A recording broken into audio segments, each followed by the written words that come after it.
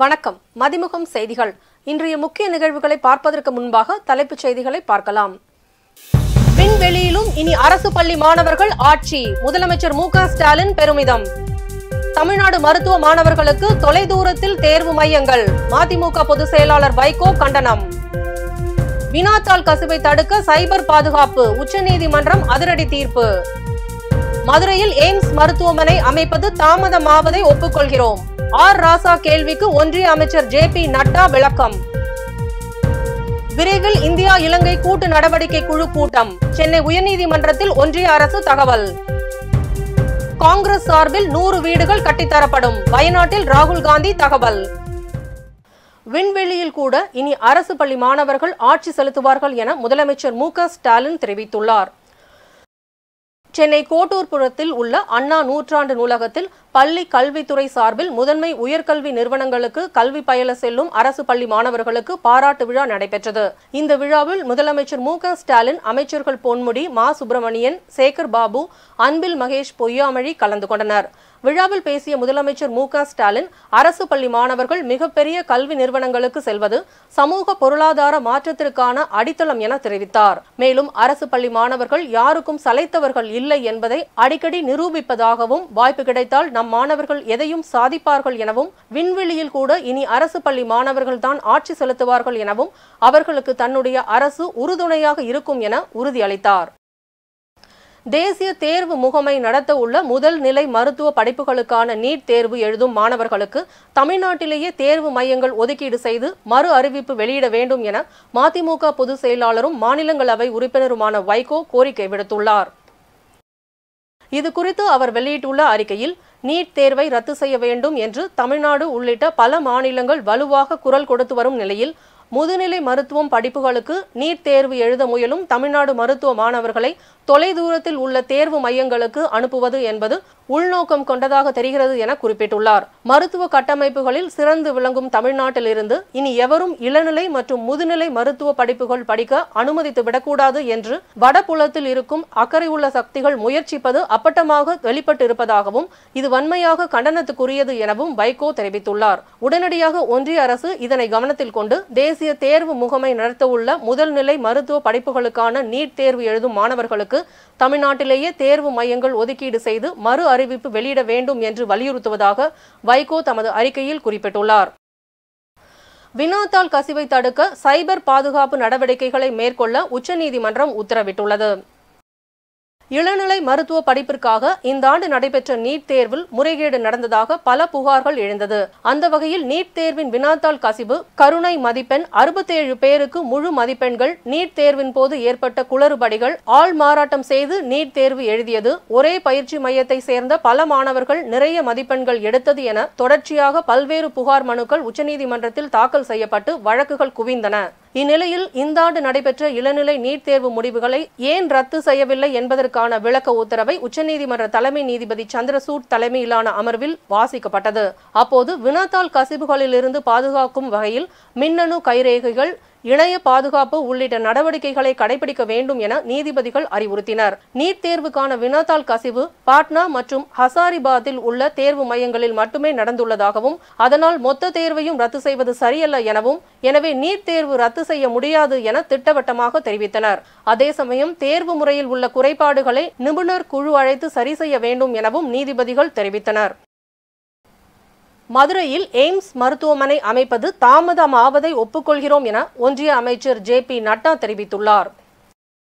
மக்களவையில் திமுக உறுப்பினர் ஆர் ராசா எய்ம்ஸ் மருத்துவமனை குறித்து மக்களவையில் கேள்வி எழுப்பினார். அப்போது ஒரு செங்கலை கூட ஒன்றிய அரசு எடுத்து வைக்கவில்லை என மக்களவையில் திமுக எம்பி ஆர் ராசா குற்றம் சாட்டினார். மேலும் இதுதான் தமிழர்களுக்கும் தமிழ்நாட்டுக்கும் செய்யப்படும் நலனா என்றும் கேள்வி எழுப்பினார்.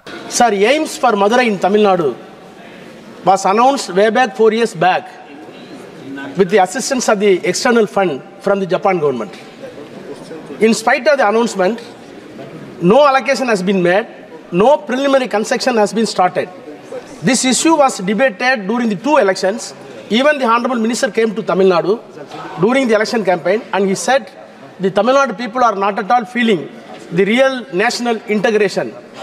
Sir, with due respect, I want to reiterate in this house that we, the people of Tamil Nadu, are second to none to say that we are having full national conscience to maintain the integrity and nationality of the country. आप प्रश्न कीजिए. Sir, I'm coming. Sir, more than 5 years, even in the same house, Okay. a categorical assurance was given by the finance minister that the fund will be allocated. Till no brick, a single brick was not laid down in the place. Sir, the pain is not even the list. Madurai is not there. Is it the correct attitude towards the Tamil and Tamil Nadu, sir? Please clarify. இந்நிலையில் Madurai AIIMS குறித்து திமுக MP R ராசா எழுப்பிய கேள்விக்கு அமைச்சர் JP. Nadda விளக்கம் அளித்தார். அதில் மதுரையில் AIIMS மருத்துவமனை அமைப்பது தாமதமாகுவதை ஒப்புக்கொள்கிறோம் எனவும், ஆனால் மிக விரைவில் கட்டுமான பணிகள் தொடங்கப்படும் என உறுதியளித்தார். மேலும் தொழில்நுட்ப காரணங்களால் தான் மதுரை எய்ம்ஸ் கட்டுமான பணிகள் தாமதமாகிறது எனவும் ஒன்றிய அமைச்சர் ஜே.பி. நட்டா தெரிவித்தார். இந்தியா இலங்கை கூட்டு நடவடிக்கை குழு கூட்டம் விரைவில் கூட்டப்படும் என ஒன்றிய அரசு சென்னை உயர்நீதிமன்றத்தில் தகவல் தெரிவித்துள்ளது. தமிழகத்தில் இருந்து மீன் பிடிக்க செல்லும் மீனவர்கள் எல்லை தாண்டி மீன் பிடிப்பதாக கூறி இலங்கை கடற்படையினர் சிறைப்பிடிப்பதும் படகுகளை பறிமுதல் செய்வதும் தொடர் கதையாகியுள்ளது. இந்நிலையில் இலங்கை கடற்படையினரால் தமிழ்நாடு மீனவர்கள் கைது செய்யப்படும் விவகாரம் தொடர்பாக வழக்கு தொடரப்பட்டது. இந்தியா இலங்கை கூட்டு நடவடிக்கை குழு கூட்டம் விரைவில் கூட்டப்படும் என சென்னை உயர்நீதிமன்றத்தில் ஒன்றிய அரசு தகவல் தெரிவித்துள்ளது. மேலும் கைது செய்யப்பட்ட மீனவர்களை விடுவிக்க கோரி மீனவர் பாதுகாப்பு அமைப்பு வழக்கை முடித்து வைத்து சென்னை உயர்நீதிமன்றம் தீர்ப்பளித்துள்ளது. இதையடுத்து மீனவர்கள் கைது சம்பவங்களை தடுக்க உடனடி நடவடிக்கை எடுக்க வேண்டும் என தமிழ்நாடு முதலமைச்சர் மு.க. ஸ்டாலின் ஒன்றிய அரசுக்கு கடிதம் எழுதியுள்ளதாக தமிழ்நாடு அரசு தகவல் தெரிவித்துள்ளது. வயநாடு நிலச்சரிவால் பாதிக்கப்பட்ட குடும்பங்களுக்கு காங்கிரஸ் சார்பில் 100 வீடுகள் கட்டித்தரப்படும் என்று ராகுல் காந்தி தெரிவித்துள்ளார். கேரள மாநிலம் வயநாட்டில் நிலச்சரிவால் பாதிக்கப்பட்ட சூரல்மலை பகுதிக்கு மக்களவை எதிர்க்கட்சித் தலைவர் ராகுல் காந்தி அவரது சகோதரி பிரியங்கா ஆகியோர் நேரில் சென்று பார்வையிட்ட நிலையில் 2வது நாளாக நிலச்சரிவால் பாதிக்கப்பட்ட மக்களை ராகுல் காந்தி சந்தித்து வருகிறார். இதனிடையே செய்தியாளர்களிடம் பேசிய ராகுல் காந்தி பாதிக்கப்பட்ட மக்களுக்கு முடிந்த எல்லா வகை உதவிகளையும் அளிக்க தாங்கள் இருக்கிறோம் எனவும், அங்கு 100க்கும் மேற்பட்ட வீடுகள் கட்டித்தர காங்கிரஸ் குடும்பம் உறுதியளித்திருப்பதாக தெரிவித்தார். வயநாடு நிலச்சரிவில் பாதிக்கப்பட்ட மக்களுக்கான உதவிகள் தொடர்பாக ஒன்றிய அரசிடமும் கேரள அரசிடமும் வலியுறுத்தப் போவதாகவும் ராகுல் காந்தி தெரிவித்துள்ளார். நிலச்சரிவு மீட்பு பணியில் இந்திய ராணுவம் சிறப்பாக செயல்படுவதாக கேரள முதலமைச்சர் பினராயி விஜயன் பாராட்டு தெரிவித்தார். வயநாட்டில் நிலச்சரிவால் பாதிக்கப்பட்ட பகுதிகளை முதலமைச்சர் பினராயி விஜயன் ஹெலிகாப்டர் மூலம் ஆய்வு செய்தார். இதனைத் தொடர்ந்து அனைத்து கட்சி கூட்டம் நடைபெற்றது. அதன் பின்னர் செய்தியாளர்களை சந்தித்த பினராயி விஜயன் ஆற்றில் காணாமல் போனவர்களை தேடும் பணி தொடரும் என்று கூறினார். இப்பேரிடரில் உயிரிழந்த மனிதர்கள் மற்றும் விலங்குகளை முறையாக அடக்கம் செய்ய 3 அமைச்சர்கள் கொண்ட குழு அமைக்கப்பட்டிருப்பதாகவும் பினராயி விஜயன் கூறினார். தூத்துக்குடி துப்பாக்கிச் சூடு சம்பவம் நடந்தபோது பணியாற்றிய அதிகாரிகளின் சொத்து விவரங்களை விசாரிக்க வேண்டும் என்ற உயர்நீதிமன்ற உத்தரவுக்கு உச்சநீதிமன்றம் இடைக்கால தடை விதித்தது. கடந்த 2018ஆம் ஆண்டு மே 22ஆம் தேதி தூத்துக்குடி ஸ்டெர்லைட் ஆலைக்கு எதிராக நடந்த போராட்டத்தில் வன்முறை ஏற்பட்டது. அப்போது போலீசார் நடத்திய துப்பாக்கிச் சூட்டில் 13 பேர் உயிரிழந்தனர். மேலும் 100க்கும் அதிகமானோர் காயமடைந்தனர். நாடு முழுக்க இந்த சம்பவம் பெரும் அதிர்வலைகளை ஏற்படுத்தியது. இதற்கிடையே தூத்துக்குடி துப்பாக்கிச் சூடு சம்பவம் தொடர்பாக தாமாக முன்வந்து விசாரணைக்கு எடுத்து வழக்கை தேசிய மனித உரிமை ஆணையம் முடித்து வைத்ததை எதிர்த்த வழக்கில் துப்பாக்கிச் சூடு சம்பவம் நடைபெற்ற காலத்தில் பணியாற்றிய காவல்துறை வருவாய்த்துறை அதிகாரிகளின் சொத்து விவரங்களை சேகரிக்கும்படி தமிழக லஞ்ச ஒழிப்புத்துறைக்கு சென்னை உயர்நீதிமன்றம் உத்தரவிட்டிருந்தது. இந்த உத்தரவை எதிர்த்து அதிகாரிகள் சார்பில் உச்சநீதிமன்றத்தில் மேல்முறையீடு செய்யப்பட்டது. இந்த மனு உச்சநீதிமன்ற தலைமை நீதிபதி சந்திரசூட் அமர்வில் விசாரணைக்கு வந்தது. அப்போது அதிகாரிகளின் சொத்து விவரங்களை விசாரிக்க வேண்டும் என்ற உயர்நீதிமன்றத்தின் உத்தரவுக்கு இடைக்கால தடை விதித்து உத்தரவிட்டனர். மேலும் இந்த மனு தொடர்பாக மனுதாரர் ஹென்றி திபேன் பதிலளிக்கவும் உத்தரவிட்டுள்ளது. குட்கா முறைகேடு வழக்கில் முன்னாள் அமைச்சர் விஜயபாஸ்கர், பி.வி. ரமணா, முன்னாள் டிஜிபி ராஜேந்திரன் உள்ளிட்டோர் நேரில் ஆஜராக சென்னை சிறப்பு நீதிமன்றம் உத்தரவிட்டுள்ளது. தமிழ்நாட்டில் தடையை மீறி அதிகாரிகளுக்கு லஞ்சம் அளித்து குட்கா பொருட்கள் விற்கப்படுவதாக புகாரில் டெல்லி சிபிஐ காவல்துறை வழக்கை விசாரித்து வருகிறது. இந்த வழக்கில் மாதவ் ராவ், ஸ்ரீனிவாச ராவ், உமாசங்கர் குப்தா, உணவு பாதுகாப்புத்துறை அதிகாரி செந்தில் முருகன், மத்திய காவல்துறை அதிகாரி நவநீத கிருஷ்ண பாண்டியன், சுகாதாரத்துறை அதிகாரி சிவகுமார் ஆகிய 6 பேர் மீது வழக்கு பதிவு செய்த சிபிஐ இவர்களுக்கு எதிரான சென்னை சிபிஐ நீதிமன்றத்தில் குற்றப்பத்திரிகை தாக்கல் செய்தது. இந்நிலையில் சிபிஐ தாக்கல் செய்த கூடுதல் குற்றப்பத்திரிகையில் மத்திய மாநில அரசு உயர் அதிகாரிகள் என 21 பேருக்கு எதிராக கூடுதல் குற்றப்பத்திரிகை கடந்த மே மாதம் தாக்கல் செய்தது. இந்த வழக்கு வழக்கு சிறப்பு நீதிமன்ற நீதிபதி சஞ்சய் பாபா முன் விசாரணைக்கு வந்தது. அப்போது குற்றம் சாட்டப்பட்ட மாதவ் ராவ், உமாசங்கர் குப்தா, உணவு பாதுகாப்புத்துறை அதிகாரி செந்தில் முருகன், மத்திய கலால் துறை அதிகாரி நவநீத கிருஷ்ண பாண்டியன், சுகாதாரத்துறை அதிகாரி சிவகுமார் ஆகிய 5 பேர் ஆஜராகியிருந்தனர். இதனை அடுத்து நீதிபதி வழக்கில் கூடுதல் குற்றப்பத்திரிகை தற்போது தாக்கல் செய்யப்பட்டு புதிதாக குற்றம் சாட்டப்பட்டுள்ளவர்கள் வழக்கில் சேர்க்கப்பட்டுள்ளது. இந்நிலையில் குட்கா வழக்கில் அதிமுக முன்னாள் அமைச்சர்கள் உள்ளிட்ட 27 பேர் மற்றும் முன்னாள் டிஜிபி டி.கே. ராஜேந்திரன், முன்னாள் காவல் ஆணையர் ஜார்ஜ், ஒன்றிய மாநில அரசு அதிகாரிகள் உட்பட செப்டம்பர் 9ஆம் தேதி நேரில் ஆஜராக நீதிமன்றம் உத்தரவிட்டுள்ளது. தனது வீட்டில் அமலாக்கத்துறையினர் சோதனை நடத்த திட்டமிட்டுள்ளதாக காங்கிரஸ் எம்பி ராகுல் காந்தி தெரிவித்துள்ளார். இதுகுறித்து தனது சமூக வலைதள பக்கத்தில் வெளியிட்டுள்ள பதிவில், நாடாளுமன்றத்தில் சக்கர வியூகம் குறித்த தனது பேச்சு சிலருக்கு பிடிக்கவில்லை என்றும் அதனால் தனது வீட்டில் அமலாக்கத்துறை சோதனை நடத்த திட்டமிட்டுள்ளதாக தகவல் கிடைத்துள்ளதாகவும் கூறியுள்ளார். மேலும் அமலாக்கத்துறையினரின் வருகைக்காக தேநீர் மற்றும் பிஸ்கட்டுடன் காத்திருப்பதாகவும் ராகுல் காந்தி குறிப்பிட்டுள்ளார். அரசு பள்ளிகளில் 6லிருந்து 12 வகுப்பு வரை படித்து கல்லூரிகளில் பயிலும் மாணவர்களுக்கு மாதந்தோறும் 1000 ரூபாய் 3 ஆண்டுகளுக்கு வழங்கப்படும் என புதுச்சேரி பட்ஜெட்டில் அறிவிக்கப்பட்டுள்ளது. மக்களவை தேர்தல் காரணமாக கடந்த மார்ச் மாதம் புதுச்சேரியில் முழுமையான பட்ஜெட் தாக்கல் செய்யப்படவில்லை. அதற்கு பதிலாக அரசின் 5 மாத செலவினத்துக்கு ரூபாய் 4634 கோடிக்கு இடைக்கால பட்ஜெட் தாக்கல் செய்யப்பட்டது. இந்நிலையில் புதுச்சேரியில் 2024-25ஆம் நிதியாண்டிற்கான பட்ஜெட் தாக்கல் செய்யப்பட்டது. நிதித்துறைக்கு பொறுப்பு வகிக்கும் முதலமைச்சர் ரங்கசாமி பட்ஜெட்டை சட்டப்பேரவையில் தாக்கல் செய்தார். அதில் 12,700 கோடிக்கான நிதிநிலை அறிக்கை தாக்கல் செய்யப்பட்டது. அதன்படி பல்வேறு அறிவிப்புகள் வெளியாகியுள்ளன. புதுச்சேரி பட்ஜெட் குறித்து உரையாற்றிய முதலமைச்சர் ரங்கசாமி, பள்ளி மாணவர்களுக்கு காலணி மற்றும் புத்தகப்பை வழங்கப்படும் எனவும் 11ஆம் வகுப்பு மாணவர்களுக்கு நீட் தேர்வுக்கு தயாராக உதவுவதற்கு பயிற்சி மையம் அமைக்கப்படும் எனவும், பொது தேர்வுகளில் முதல் 3 இடங்களை பெறும் அரசு பள்ளி மாணவர்களுக்கு ஊக்கத்தொகை வழங்கப்படும் என தெரிவித்தார். அதேபோல் பாடங்கள் வாரியாக 100க்கு 100 என முழு மதிப்பெண்கள் பெறும் மாணவர்களுக்கு 5000 ரூபாய் ஊக்கத்தொகை வழங்கப்படும் என தெரிவித்தார். மேலும் அரசு பள்ளியில் 6ஆம் வகுப்பு முதல் 12ஆம் வகுப்பு வரை பயின்ற மாணவ மாணவியர் கல்லூரி படிப்பை தொடர மாதந்தோறும் 1000 ரூபாய் 3 ஆண்டுகளுக்கு உதவித்தொகை வழங்கப்படும் உள்ளிட்ட பல்வேறு அறிவிப்புகளை முதலமைச்சர் ரங்கசாமி வெளியிட்டார். கவிஞர் செவ்வியன் திருப்பூரில் உள்ள அவரது மகன் கரிகாலன் இல்லத்தில் காலமானார். கவிஞர் செவ்வியன் உடல் அவரது சொந்த ஊரான ஒரத்தநாடு அருகே அம்பாலப்பட்டு கிராமத்தில் நடைபெறும் என அறிவிக்கப்பட்டுள்ளது. சிங்கப்பூர் தமிழர் வரலாறு, சேதி சொல்லும் தேதி உள்ளிட்டவை கவிஞர் செவ்வியனின் படைப்புகளாகும். செவ்வியன் பல்வேறு தமிழ் அமைப்புகளுடன் இணைந்து தமிழை பயிற்று மொழியாக்கிட பல போராட்டங்களை நடத்தியவர் என்பது குறிப்பிடத்தக்கது. பல்வேறு மாவட்டங்களில் நடைபெற்ற நிகழ்வுகளை களத்தில் மதிமுகம் பகுதியில் பார்க்கலாம்.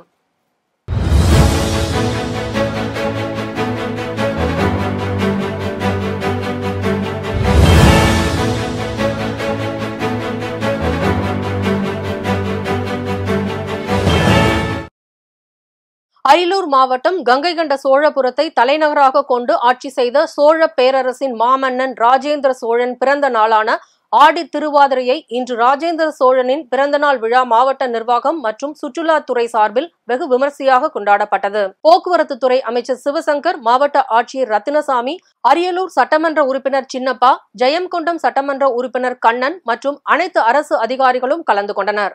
விழாவில் போக்குவரத்து துறை அமைச்சர் சிவசங்கர் பேசும்போது, நமது மண்ணுக்கு பெருமை சேர்த்த மாமன்னன் ராஜேந்திர சோழனின் பிறந்த நாளை கொண்டாடுவது நமது கடமை. இப்படி கொண்டாடாவிட்டால் எதற்கும் தொடர்பில்லாதவர்களாகவும், கொண்டாட வேண்டியது நமது தலையில் கட்டப்பட்டு விடும் என்றும் பேசினார். ஆடி மாதத்தை முன்னிட்டு பல்வேறு அம்மன் ஆலயங்களில் நாள்தோறும் சிறப்பு நிகழ்ச்சிகள் நடைபெற்று வரும் நிலையில் கரூர் மாநகராட்சிக்கு உட்பட்ட பசுபதிபுரம் பகுதியில் குடிகொண்ட அருள் பாலித்து வரும் அருள்மிகு ஸ்ரீ வேம்பு மாரியம்மன் ஆலயத்தில் ஆடி 3ஆம் வெள்ளியை முன்னிட்டு சுவாமிக்கு சிறப்பு அபிஷேகம் நடைபெற்று அதன் தொடர்ச்சியாக வேம்பு மாரியம்மனுக்கு தங்க கவச அலங்காரம் செய்யப்பட்டு ஆலயம் முழுவதும் வளையல் தோரணங்களால் கட்டப்பட்டு சுவாமிக்கு மகா தீபாராதனை காட்டப்பட்டது. அதனைத் தொடர்ந்து காலை முதல் தற்போது வரை ஏராளமான பக்தர்கள் நீண்ட வரிசையில் நின்று வேம்பு மாரியம்மன் தங்க கவச அலங்கார காட்சியை கண்டு மகிழ்ந்து வருகின்றனர். அதனைத் தொடர்ந்து அனைவருக்கும் பிரசாதம் வழங்கப்பட்டு வருகிறது. கடந்த சில தினங்களுக்கு முன்பு கேரள மாநிலத்தில் பெய்த கனமழையின் காரணமாக கேரள மாநிலம் வயநாடு பகுதி அருகே உள்ள கிராமங்கள் வெள்ள நீர் மற்றும் நிலச்சரிவால் 300க்கும் மேற்பட்டோர் உயிரிழந்தனர். மேலும் அங்கு வசித்து வந்த மக்கள் தங்களது உடைமைகளை இழந்து தவித்து வரும் நிலையில் வயநாடு மக்களுக்கு உதவும் விதமாக திருப்பூர் பல்லடம் சாலையில் இயங்கி வரும் கிட்ஸ் கிளப் பள்ளியில் பயிலும் மாணவ மாணவிகளின் சார்பில் 5,50,000 ரூபாய் மதிப்பிலான அரிசி, உணவுப் பொருட்கள், உடை மற்றும் மருத்துவ உபகரணங்கள் சேகரிக்கப்பட்டு பள்ளியில் தாளாளர் வினோதினி கார்த்திக் தலைமையில் மாவட்ட ஆட்சியர் கிறிஸ்துராஜ் மூலம் நிலச்சரிவினால் பாதிக்கப்பட்டுள்ள கேரள வயநாடுக்கு அனுப்பி வைக்கப்பட்டது. இந்த நிகழ்ச்சியில் பள்ளியின் கிட்ஸ் கிளப் பள்ளி குழுமத்தின் தலைவர் மோகன் கார்த்திக், பள்ளி குழுமத்தின் செயலாளர் நிவேதிகா, பள்ளியின் இயக்குனர் ஐஸ்வர்யா நிகில் சுரேஷ் மற்றும் பள்ளியின் மாணவ மாணவிகளும் ஆசிரியர்களும் கலந்து கொண்டனர். திருவள்ளூர் மாவட்டம் சோழவரம் அருகே ஆத்தூர் கிராமத்தில் விடுதலை சிறுத்தைகள் கட்சி மாவட்ட துணை செயலாளர் பாரதி சரவணன் என்பவரது வீட்டின் முன் நிறுத்தப்பட்டிருந்த கார் கண்ணாடியை மர்ம நபர்கள் செங்கல் கொண்டு உடைத்து அந்த செங்கலை கார் மீது வைத்துவிட்டு சென்றுள்ளனர். காலையில் தூங்கி எழுந்து வாசலில் நிறுத்தி வைக்கப்பட்டிருந்த காரை பார்த்து கார் கண்ணாடி உடைக்கப்பட்டிருப்பதை கண்டு அதிர்ச்சி அடைந்துள்ளார். இது குறித்து உடனே காவல்துறைக்கு தகவல் அளித்ததன் பேரில் சோழவரம் காவல்துறையினர் விசாரணை நடத்தி வருகின்றனர். கார் கண்ணாடி உடைக்கப்பட்ட சம்பவம் அப்பகுதியில் பரபரப்பை ஏற்படுத்தியுள்ளது. மயிலாடுதுறை மாவட்டத்திற்கு இரு பிரிவுகளாக வந்த தேசிய புலனாய்வு முகமை அதிகாரிகள் வடகரையை சேர்ந்த பாப்புலர் பிராண்ட் ஆஃப் இந்தியா முன்னாள் மாவட்ட செயலாளர் தவாஸ்கான் மற்றும் தேரிழந்தூர் கிராமத்தில் உள்ள பாப்புலர் பிராண்ட் ஆஃப் இந்தியா முன்னாள் மாவட்ட தலைவர் முகமது பைசில் ஆகியோர் வீடுகளில் சோதனை மேற்கொண்டுள்ளனர். அதிகாலை முதல் தொடர்ந்து தேசிய புலனாய்வு முகமை அதிகாரிகள் சோதனை நடைபெற்று வருகிறது. இரு இடங்களிலும் துப்பாக்கி ஏந்திய போலீசார் பாதுகாப்பு பணியில் ஈடுபட்டுள்ளனர். சென்னையை அடுத்த படூர் புறவழி சாலையில் காரில் அதிவேகமாக சென்றபோது வாகன விபத்து ஏற்பட்டுள்ளது. கேளம்பாக்கம் செட்டிநாடு சட்டக்கல்லூரியில் 3ஆம் ஆண்டு படித்து வந்த சட்டக்கல்லூரி மாணவிகள் 3 பேர், மாணவர்கள் 2 பேர் காரில் பயணித்துள்ளனர். சாலையில் இருந்து சுமார் 100 மீட்டர் தூரத்திற்கு தூக்கி வீசப்பட்டது. கார் அப்பளம் போல் நொறுங்கி இருந்த நிலையில் காரில் இருந்து உயிரிழந்த நிலையில் 2 சட்டக்கல்லூரி மாணவிகள், 1 சட்டக்கல்லூரி மாணவன் என 3 பேர் உடலை மீட்க சென்ற போலீசார் லிங்கேஸ்வரன் உடல் காரில் சிக்கிக் கொண்ட நிலையில் காரை உடைத்து உள்ளே சிக்கிக் கொண்ட மாணவன் உடலை மீட்டெடுத்தனர். மேலும் இதுபோன்ற வாகன விபத்துகள் தடுப்பதற்காக இந்த சாலையை முடக்க வேண்டும், வாகனங்கள் செல்லாமல் தடுக்க வேண்டும் என்ற கோரிக்கையை அப்பகுதி மக்கள் முன்வைத்துள்ளனர். வேலூர் மாவட்டம் பேரானம்பட்டு அடுத்த பந்தலப்பள்ளி கிராமம் ஆந்திரா கர்நாடகா செல்லும் மலைப்பாதை வழியாக நாள்தோறும் கர்நாடகா மற்றும் ஆந்திர மாநிலத்திலிருந்து பேரானம்பட்டு வழியாக வேலூர், சென்னை உள்ளிட்ட பகுதிகளில் காய்கறிகளை லாரி மூலம் கொண்டு வருகின்றனர். இந்த நிலையில் இரவு பெங்களூரில் இருந்து சென்னை நோக்கி காய்கறிகளை ஏற்றி வந்த லாரி பந்தலப்பள்ளி மலைப்பாதை வழியாக வரும்போது முதல் வளைவில் ஓட்டுநரின் கட்டுப்பாட்டை இழந்து சுமார் 100 அடி பள்ளத்தில் கவிழ்ந்து விபத்துக்குள்ளானது. இதில் லாரியிலிருந்து ஓட்டுநர் பெங்களூரை சேர்ந்த பாபாஜான் என்பவர் சிறு காயங்களுடன் உயிர் தப்பினார். அவர் பேரானம்பட்டு அரசு மருத்துவமனையில் தற்போது சிகிச்சை பெற்று வருகிறார். விபத்து குறித்து பேரானம்பட்டு போலீசார் வழக்கு பதிவு செய்து விசாரணை மேற்கொண்டு வருகின்றனர்.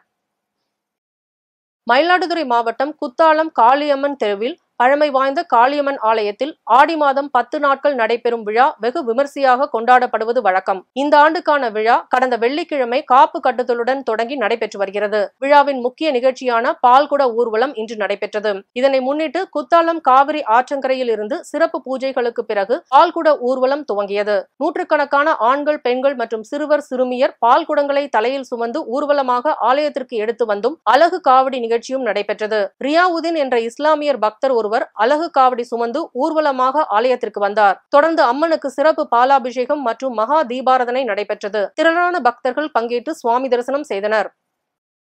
திருப்பத்தூர் அடுத்த மாடப்பள்ளி கிராமத்தில் உள்ள சந்திரா மகால் திருமண மண்டபத்தில் நடைபெற்ற மக்களுடன் முதல்வர் முகாமினை திருப்பத்தூர் சட்டமன்ற உறுப்பினர் நல்லதம்பி குத்துவிளக்கு ஏற்றி துவக்கி வைத்தார். இந்த முகாமில் மாடப்பள்ளி, செலந்தப்பள்ளி, அகரம், கதிரம்பட்டி உள்ளிட்ட கிராம மக்களுக்கு கலந்து கொண்டனர். இந்த முகாமில் மின் இணைப்பு, பட்டா மாறுதல், பிறப்பு சான்றிதழ், இறப்பு சான்றிதழ், ஆதார் அட்டை, விதவை சான்றிதழ் உள்ளிட்ட பல்வேறு மனுக்கள் பெறப்பட்டன.